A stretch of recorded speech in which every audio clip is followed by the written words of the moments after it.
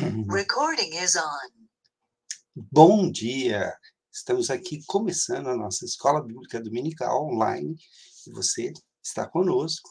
E essa Escola Bíblica ficará gravada para que você possa estudar, rever, porque o assunto de hoje é bastante profundo e é uma das coisas mais extraordinárias acerca do apóstolo Paulo.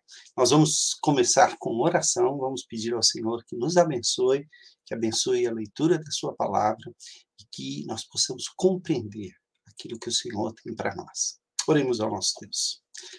Querido Deus, eu quero te agradecer, ó Pai, pela oportunidade que temos de estudar a tua palavra. Pedimos que o Senhor nos abençoe, que a tua graça esteja sobre cada um que está participando e aprendendo com esta escola bíblica e que possamos compreender aquilo que teu servo Paulo ensinou com tanta propriedade. Ajuda-nos e dá-nos a entender da tua palavra. É o que eu te peço, em nome e por amor de Jesus Cristo. Amém, Senhor. Amém. Pois bem, meus irmãos, uma das preocupações maiores do apóstolo Paulo era a justiça e como alcançar essa justiça. Nós estamos vendo aqui, né, o símbolo da justiça, como ele foi consagrado, esse símbolo representa a equidade, né, representa a justa retribuição. E Paulo tinha na sua mente toda a legislação da sinagoga, tudo aquilo que a sinagoga ensinava e que, de certa forma, era herdeira dos ensinos do Antigo Testamento. Mas a sinagoga, os escribas, os doutores da lei, começaram a atribuir a justiça como uma justiça meramente humana. Então, é como se aqui nós colocássemos os nossos atos bons, aqui nós colocássemos os nossos atos maus. Para os escribas e os doutores da lei e os fariseus, os atos bons eram aqueles que cumpriam a lei. Toda vez que você descumpria a lei, você recebia tudo. E eles imaginavam que, no final dos tempos, isso deveria estar equilibrado, ou de alguma forma aquilo que era correto deveria sobrepujar aquilo que estava errado. Bom, Paulo sabia da ineficácia, nós já estudamos isso, né, quando vimos qual era a posição de Paulo a respeito do homem. Então vamos recordar o que a gente já viu, né? Deixa eu até colocar aqui o cronômetro para que a gente não perca o horário e tudo fique muito claro, né? E a gente possa manter dentro do nosso tempo. Pois bem, para Paulo, o conhecimento, o encontro com Cristo foi o ponto transformador da sua doutrina, de tudo aquilo que ele acreditava. Então, em Cristo, ele viu cumprir-se todas as expectativas que o Antigo Testamento traziam acerca do fim dos tempos. Então, para Paulo, em Cristo já se iniciam os fins dos tempos. Nós vamos ver a perspectiva de Paulo, chamada perspectiva escatológica, porque, para ele, a vinda de Cristo inaugura o fim dos tempos, e nós cremos assim também, que desde que Cristo veio, nós estamos vivendo os últimos dias. E estes últimos dias seriam caracterizados por uma manifestação de Deus conforme os judeus imaginavam. O que eles não fizeram foi crer que Jesus Cristo era essa manifestação de Deus. É o que se chamava de esperança messiânica. Pois bem, nós vamos ver então hoje a revelação da justiça de Deus. Como para Paulo a justiça de Deus vai se revelar. E aí a gente tem que entender que Paulo, ao perceber o que Deus havia feito em Cristo Jesus, como Jesus era o próprio Deus que veio à Terra e vamos lá, nós já vimos isso nas lições passadas. Para Paulo, o problema do homem, o problema não estava na lei. A lei era a representação da justiça de Deus, do caráter de Deus. Então, a lei, ela fica enferma porque, ao ser aplicada a vida humana, encontra um ser humano totalmente corrompido. Encontra um ser humano pecador, incapaz de cumprir a lei. Então, nesse aspecto, ele vai dizer que a lei está enferma por causa da fraqueza do homem, por causa do pecado. E ele vai entender que o ser humano está encerrado no pecado porque fez uma escolha de não seguir a vontade de Deus. E a partir daquele momento, a sua carne, a sua natureza fica corrompida. Então, por mais que ele tente praticar a lei, ele vai dizer, olha, miserável homem que sou, o bem que eu quero, eu não faço, mas o mal que eu não quero está sempre diante de mim. E aí a lei vai assumir um caráter punitivo, apenas punitivo. Pois bem, como é que se alcança, então, a justiça? A gente tem no Antigo Testamento tantos textos falando do justo, o justo florescerá como a palmeira. Quem é esse justo? E ele vai perceber no Antigo Testamento que há um elemento que talvez tenha sido esquecido. Por exemplo, Abraão creu em Deus. E isto lhe foi imputado como justiça. Espera aí. Então, se eu me coloco diante da lei, eu sou reprovado, estou condenado, de alguma forma Deus me absolveu. Vamos ver como é que isso se dá na perspectiva de Paulo. Ela é alcançada pelo amor de Deus, e é por causa deste amor que a justiça de Deus se torna propícia ao pecador. Então vamos ver aqui alguns textos. Peço também que, por meio da fé, Cristo viva no coração de vocês. E oro para que vocês tenham raízes e alicerces no amor, para que assim, junto com todo o povo de Deus, então note, não é apenas uma perspectiva individual, é uma perspectiva coletiva, vocês possam compreender o amor de Cristo em toda a sua largura, comprimento, altura e profundidade. Sim, embora seja impossível conhecê-lo perfeitamente, peço que vocês venham a conhecê-lo, para que assim Deus encha completamente o ser de vocês com a sua natureza. Então, de alguma forma, Paulo imagina que o próprio Deus é que vai nos preencher à medida em que nós conhecemos o amor de Deus, o amor de Cristo, este amor que o fez sacrificar-se por nós. Vamos entender isso, como é que Paulo entende essa perspectiva. Vamos ver quais são os princípios envolvidos nessa história. A primeira coisa é que o evangelho pregado por Paulo tem origem justamente no relacionamento com Deus. Então, a boa notícia é que não é pelo cumprimento de leis ou de regras ou de comportamentos ou de prescrições que nós não somos capazes de cumprir, que nós somos aceitos por Deus. Porque se fosse basear nisso, nós nunca seremos aceitos por Deus. Então, este evangelho, esta boa notícia pregada por Paulo, vai dizer que o conceito da salvação, a justiça, está no relacionamento com Deus, e não apenas no conhecimento de Deus. A gente tem um texto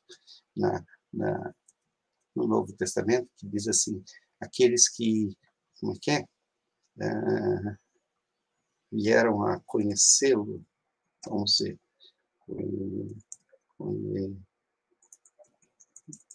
leitores da lei, vamos ver isso. Leitores da lei.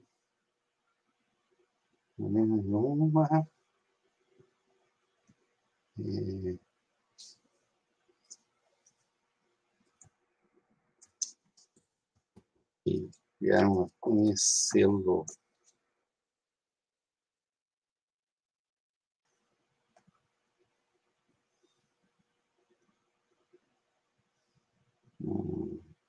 Ok. Nós vamos chegar a esse texto à medida em que nós fomos lendo.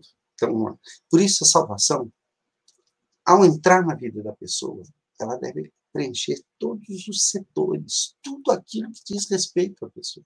Olha só, sendo justificados gratuitamente por sua graça, mediante a redenção que há em Cristo Jesus, a quem Deus propôs no seu sangue, no sangue de Cristo, como propiciação mediante a fé.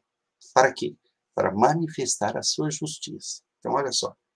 Primeiro ele diz que a justificação é gratuita, pela graça, mas é mediante a um ato de Deus que é objetivo, a redenção que há em Cristo Jesus.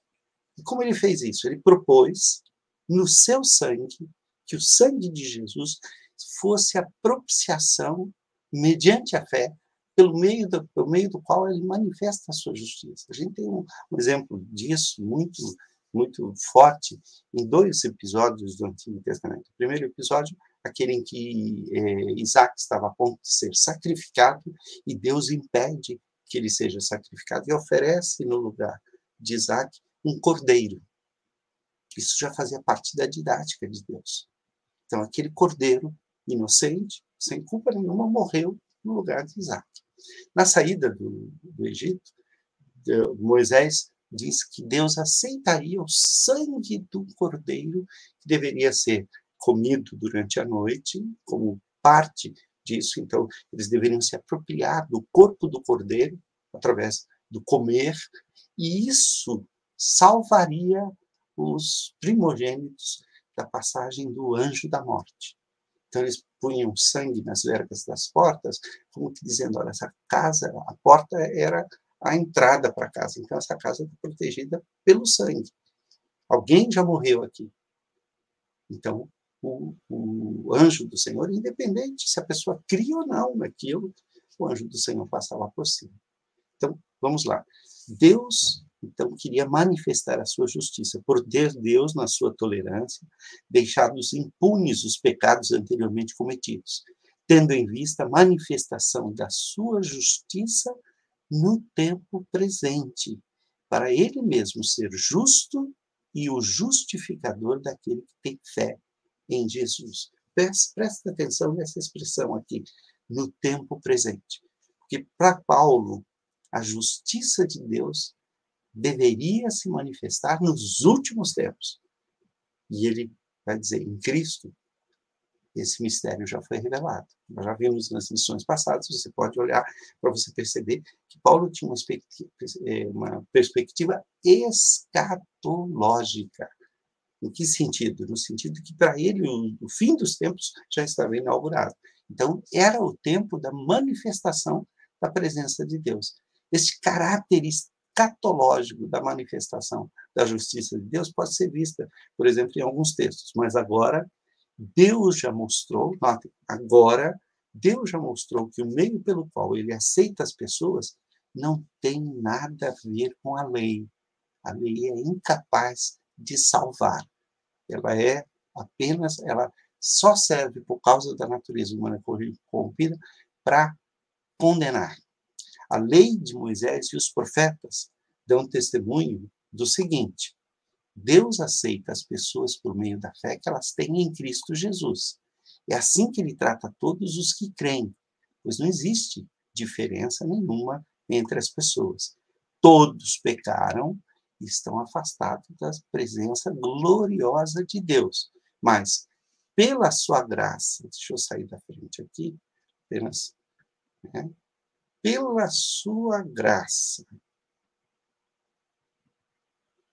e sem exigir nada, Deus aceita todos por meio da fé de Cristo, por meio de Cristo Jesus, que os salva. Romanos 3, 21 a 24. Continuando aqui, vamos lá. Então, este caráter escatológico significa justamente isso. Paulo vai falar sempre agora, nesse tempo, o tempo presente, porque o tempo presente encerra o tempo vindouro. Por quê?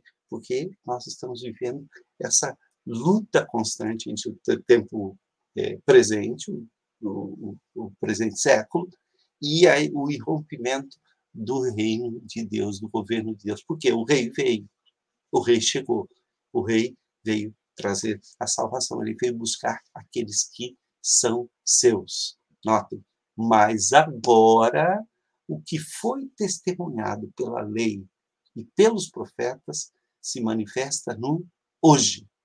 Mas, antes que chegasse o tempo da fé, nós éramos prisioneiros da lei, até que fosse revelada a fé que devia vir. Note, Paulo entende que hoje, no agora, essa fé que estava já guardada como um mistério se manifesta. Mas então antes a salvação não era pela fé, sempre foi, mas era uma coisa que não estava clara e não estava explicitada. Mas ele vai citar justamente esses textos. Então, por exemplo, Abacuque, quando Abacuque chega diante de Deus e coloca aqui, deixa eu desligar aqui perdão, ok. Abacuque vai questionar Deus, Senhor, mas como é que nós vamos ser salvos? E Deus diz, o justo, o meu justo, viverá pela fé.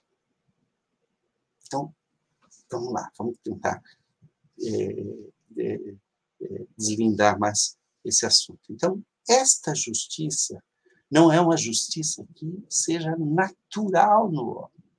Não é possível, porque não há justiça. O homem se apresenta diante de Deus e todas as suas justiças são como trapos de imundície. O que significa isso? Significa que não valem nada. Por quê? Porque comparada com aquilo que o homem faz, qualquer justiça do homem está corrompida. Então, o que Deus faz?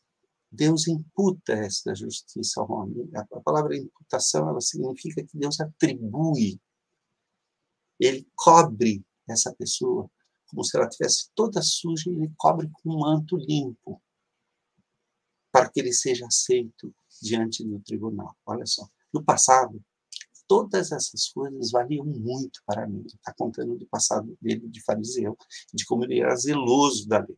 Mas agora, por causa de Cristo, considero que não tem nenhum valor. E não somente essas coisas, mas considero tudo, qualquer justiça, qualquer tentativa de ser bom, como perda comparado com aquilo que tem muito mais valor. Muito mais valor. Isto é, conhecer completamente Cristo Jesus, o meu Senhor.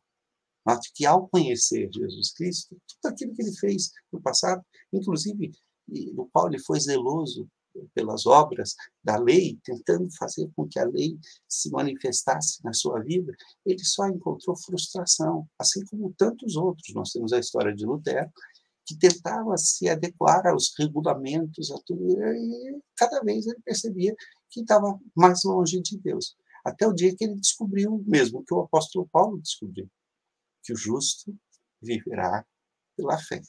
Então, esta justiça consiste em crer, em estar em Cristo Jesus. Eu joguei tudo fora como se fosse lixo, a fim de poder ganhar a Cristo e estar unido com Ele. Aí a gente lembra daquelas parábolas, né? A pérola de grande valor, que o homem vendeu tudo que ele tinha, porque a pérola valia aquilo. É isso. Jesus é essa preciosidade que nos dá a salvação. Eu já não procuro mais ser aceito por Deus por causa da minha obediência à lei. Por quê? Porque não funciona. Pois agora é por meio da minha fé em Cristo que eu sou aceito. E essa aceitação vem de Deus e se baseia na fé. Filipenses 3, de 7 a 9. Você deve conhecer esse versículo, porque a gente conhece, às vezes, os versículos e por causa da familiaridade, por isso eu coloco, às vezes, na nova tradução da linguagem de hoje, justamente para a gente ouvir com outros ouvidos. A gente pensa assim, gente, interessante, né? Como está escrito lá, realmente. Filipenses 3, 7 a 9. Pega a sua Bíblia na tradução que você costuma ver e lê esse texto. Vamos para frente, vamos lá. O homem, então, diante do tribunal de Deus, ele não tem justiça própria para apresentar.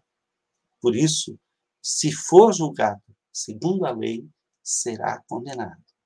Mas Deus providencia em Cristo a justificação. Ele declara justo aquele que não é. Por quê? Porque ele aceita a justiça de Cristo. Ao colocar sobre nós o sangue de Jesus, o que Deus vê é o sacrifício de Cristo. E que sacrifício é esse? Ele não tinha pecado. Note, o justo entregou a sua vida, e como o justo é o próprio Deus em carne, ele entregou uma vida infinita a Deus, mesmo não tendo que entregá-lo. E ao fazer isso, ele comprou a salvação. Ele nos dá, Deus fez a parte que nos cabia fazer e agora ele nos oferece gratuitamente. Você crê nisso? É essa que é a fé que Deus exige. Só saber isso, Jesus morreu por mim e tal. Você tem que sentir. Você tem que se colocar na pele de Barrabás. Lembra de Barrabás? Que ia ser morto. E o povo escolheu a Jesus. E ele foi solto, porque Jesus morreu no lugar dele. Eu fiquei imaginando Barrabás olhando para aquela cruz, dizendo, gente, eu que tinha que estar lá. Era minha aquela cruz. E esse homem tomou o meu lugar. Eu li uma vez um livro que ele dizia assim, que a atitude mais sensata que Barrabás poderia tomar é o seguinte, já que ele morreu a minha morte, eu vou viver a vida dele.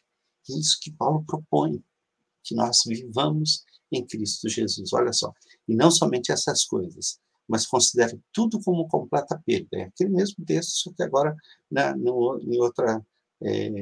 não, é outro texto. Bom, esse é Filipenses. Comparado com aquilo que tem muito mais valor, isto é, conhecer completamente Cristo Jesus, o meu Senhor. Eu joguei fora tudo como se fosse lixo, a fim de poder ganhar a Cristo, estar unido com Ele. Eu já não procuro mais ser aceito por Deus, por causa da minha obediência à lei. Pois, agora é por meio da minha fé em Cristo que eu sou aceito. Essa aceitação vem de Deus e se baseia na fé. Olha o que diz lá em Romanos 5. Agora que fomos aceitos por Deus, olha o agora, né? É a perspectiva do já agora, que fomos aceitos por Deus pela nossa fé nele, temos paz com ele, por meio de nosso Senhor Jesus Cristo. Foi Cristo quem nos deu, por meio da nossa fé, esta vida na graça de Deus. E agora, continuemos firmes nesta graça e nos alegramos na esperança de participar da glória de Deus. Então, para Paulo, essa justificação é o começo da minha caminhada com Deus. Deus limpa todo pecado, Deus me perdoa de todo pecado, e agora ele vai começar um processo de santificação, transformando o meu coração, para que os meus atos reflitam a lei de Deus.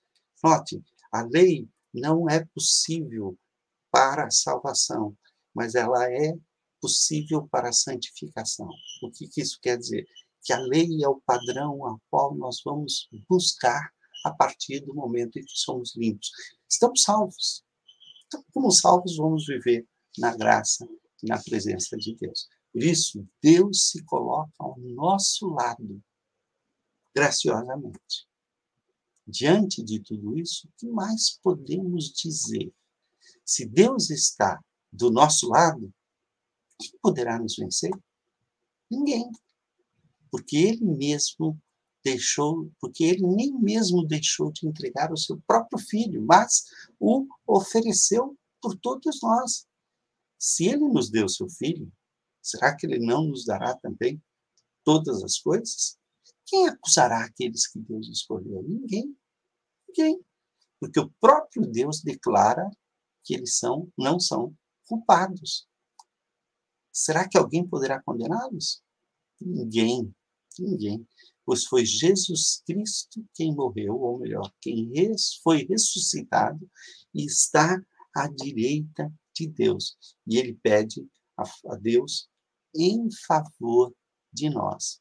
Então, quem pode nos separar do amor de Cristo? Serão os sofrimentos, as dificuldades, a perseguição, a fome, a pobreza, o perigo, a morte. Perceba como, para Paulo, o fato de Deus ter nos dado o seu Filho, o fato dele estar do nosso lado, atinge todas as áreas da nossa vida. Tudo, nada pode nos condenar, nada pode nos abater. Por quê? Porque ele entregou o seu próprio filho. Ele vai estar. Esse é aquele texto que diz assim: tudo posso naquele que me fortalece. Tudo aquilo que eu estou passando. Então, ele não deixou de entregar o seu próprio filho, mas o ofereceu por todos nós. A justiça de Deus em Cristo vai ser manifestada justamente assim, olha só. Mas agora, Deus já mostrou que o meio pelo qual ele aceita as pessoas não tem nada a ver com a lei. A lei de Moisés e os profetas dão testemunho do seguinte: Deus aceita as pessoas por meio da fé que elas têm em Cristo Jesus. É assim que ele trata todos os que creem, pois não existe nenhuma diferença entre as pessoas. Todos pecaram e estão afastados da presença gloriosa de Deus. Mas, pela sua graça, sem exigir nada, Deus aceita todos por meio de Cristo Jesus, que os salva. Deus ofereceu Cristo como sacrifício para que, pela sua morte na cruz, Cristo se tornasse o meio de as pessoas receberem o perdão dos seus pecados, pela fé nele. Deus quis mostrar com isso que ele é justo, porque ele condenou o pecado. No passado, ele foi paciente, não castigou as pessoas por causa dos seus pecados. Mas agora, pelo sacrifício de Cristo, Deus mostra que é justo e também ele aceita, ele é justificador e aceita os que creem em Jesus. Notem, isso para Paulo foi revolucionário, isso mudou a sua vida. Isso fez com que ele largasse toda aquela legislação judaica, toda aquela maneira de tentar a salvação entre os judeus faziam e começou a sair pelo mundo levando o ministério da reconciliação. Há um processo pelo qual Deus está se reconciliando com o mundo, embora quem tenha se afastado não tenha sido Deus, mas o mundo. Deus mesmo aceitou nossa condenação sobre ele. Olha aqui. Pois a lei do Espírito de Deus que nos trouxe vida, por estarmos unidos com Cristo Jesus, livrou você da lei, do pecado e da morte. Então, note, da lei do pecado e da morte. Qual é essa lei? A lei que nos condenava.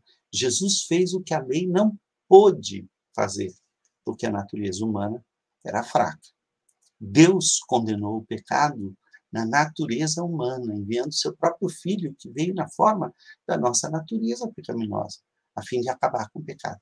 Quando Cristo entra no mundo, ele assume a natureza humana, ele está assumindo também a culpa humana pelo pecado. Embora ele tenha sido preservado da corrupção, foi feito com ele o mesmo teste que foi feito com Adão, por isso ele é chamado de segundo Adão. Mas esse não foi, não caiu na tentação, como Adão fez. E é interessante, se a gente prestar atenção, vamos dar uma olhadinha aqui nesse texto de Mateus, porque ele nos ensina algumas coisas interessantes. Deixa eu pegar aqui e fazer aqui essa visualização, e a gente vai pegar lá em Mateus, Mateus falando, mas ilustra aquilo que nós temos aqui, olha só, né? Mateus 4. Interessante. Está vendo como João. Ok. Entendi.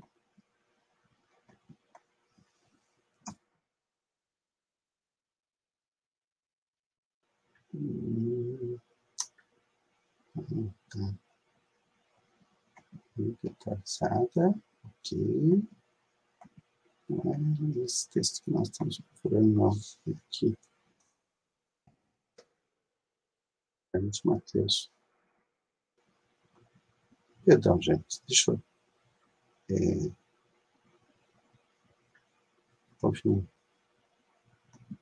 Apenas para a gente poder. Vamos lá. Ok.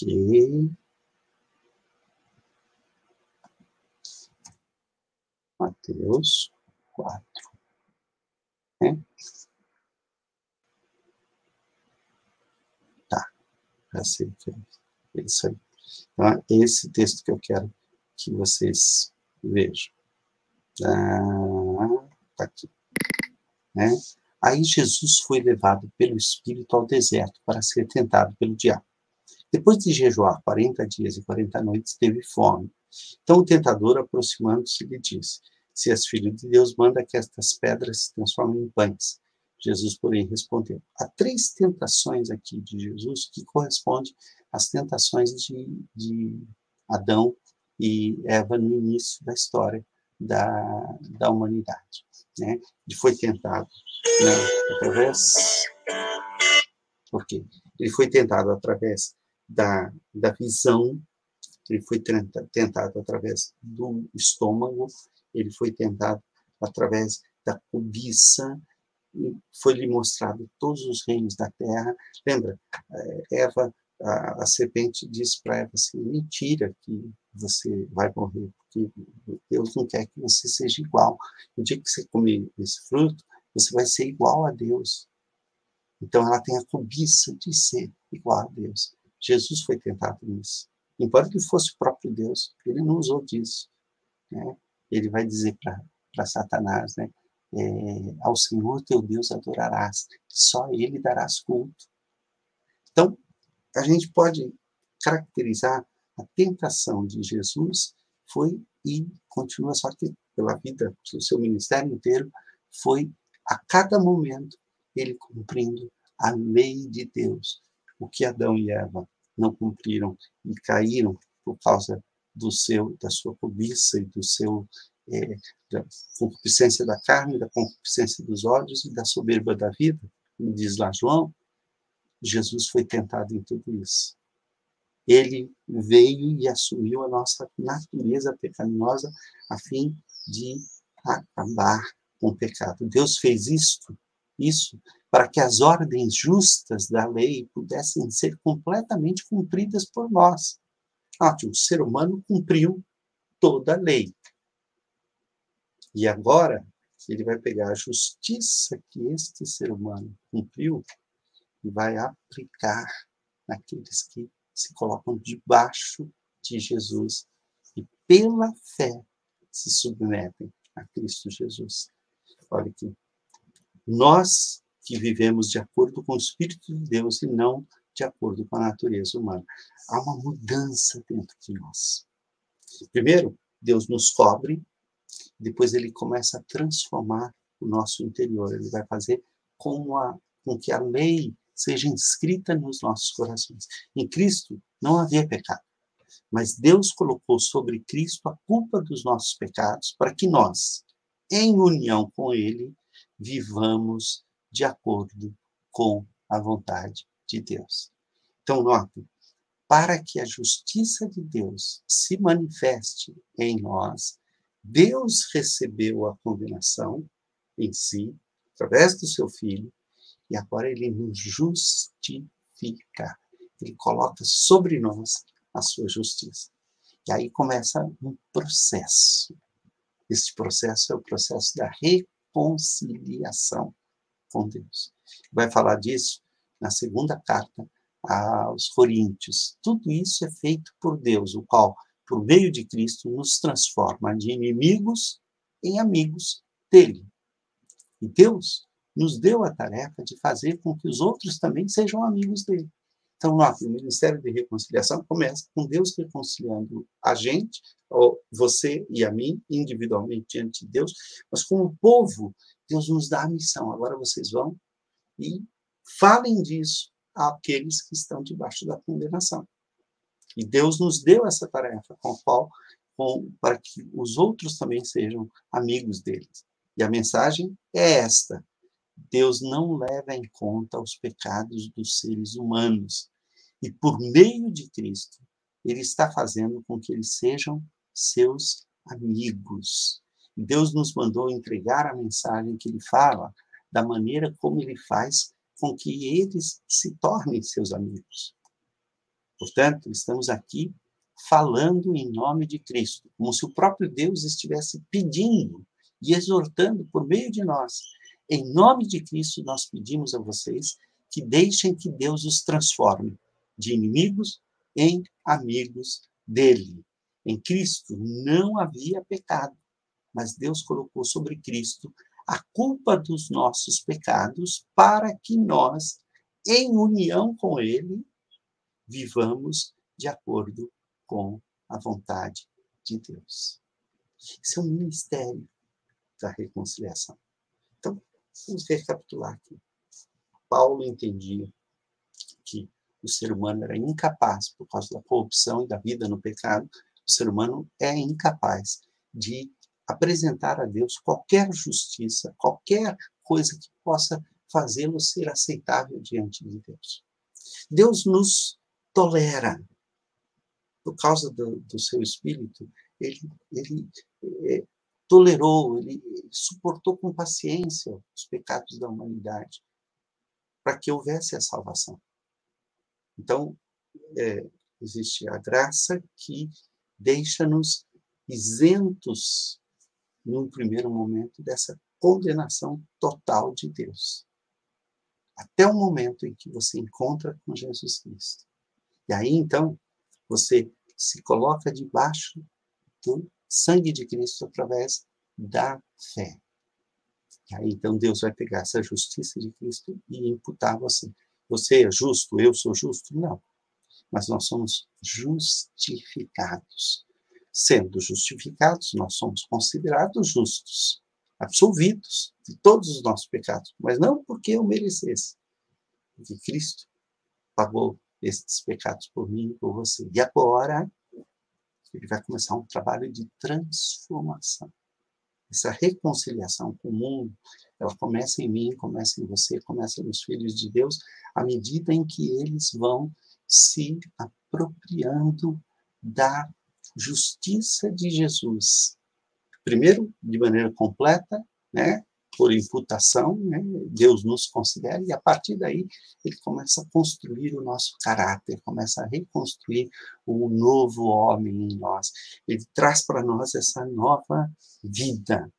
E isso se encaixa na história da salvação. Olha só, nós vamos ver esse versículo em duas versões e vocês vão perceber, ele está lá, olha só, sabemos que todas as coisas cooperam para o bem daqueles que amam a Deus, daqueles que são chamados segundo o seu propósito. Então, a gente lê esse texto aqui, puxa, então, tudo que está acontecendo é para o meu bem e tal, é muito mais do que isso. Não é só uma provisão de transformar as coisas ruins ao nosso redor em coisas boas. Não, ele tem um propósito eterno. E aí, este propósito é para aqueles que aprendem e podem amar a Deus por causa da justificação da fé, que vai, a presença de Deus em nós, ativa em nós a capacidade de amar o próprio Deus. Isso se chama regeneração. É um novo nascimento. Olha aqui. Porquanto aos que de antemão conheceu, ele já sabia, ele já havia escolhido, também os predestinou para serem conformes à imagem do seu filho, a fim de que ele seja o primogênito entre muitos irmãos. E aos que predestinou, a esses também chamou. E aos que chamou, a esses também justificou. E aos que justificou, a esses também glorificou. Notem que é um processo. Né? Deus nos conhece, nos predestina, nos chama, nos justifica, e ao nos justificar começa um processo que vai culminar na glorificação, que é quando todo pecado será extirpado. Vamos ver esse mesmo texto numa outra versão, olha só. Pois sabemos que todas as coisas trabalham juntas para o bem daqueles que amam a Deus, daqueles a quem ele chamou de acordo com o seu plano. Então, não é só que Deus está dando um jeito nas coisas erradas. Não, Deus está reformulando a sua história inteira. Inteira. Por quê?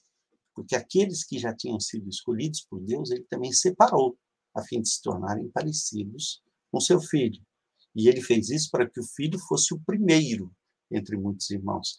E isso faz parte da doutrina da adoção. Deus tem um único filho legítimo, que é Jesus Cristo, e em Cristo ele adota todos aqueles que creem. Assim, Deus chamou os que havia separado. Não somente os chamou, mas também os aceitou, a justificação. E não somente os aceitou, mas também repartiu a sua glória com eles.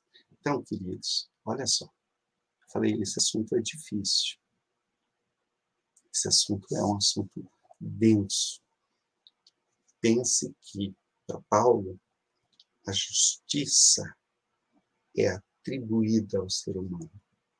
O ser humano não consegue praticar a justiça, porque tudo que ele faz é corrompido pelo pecado.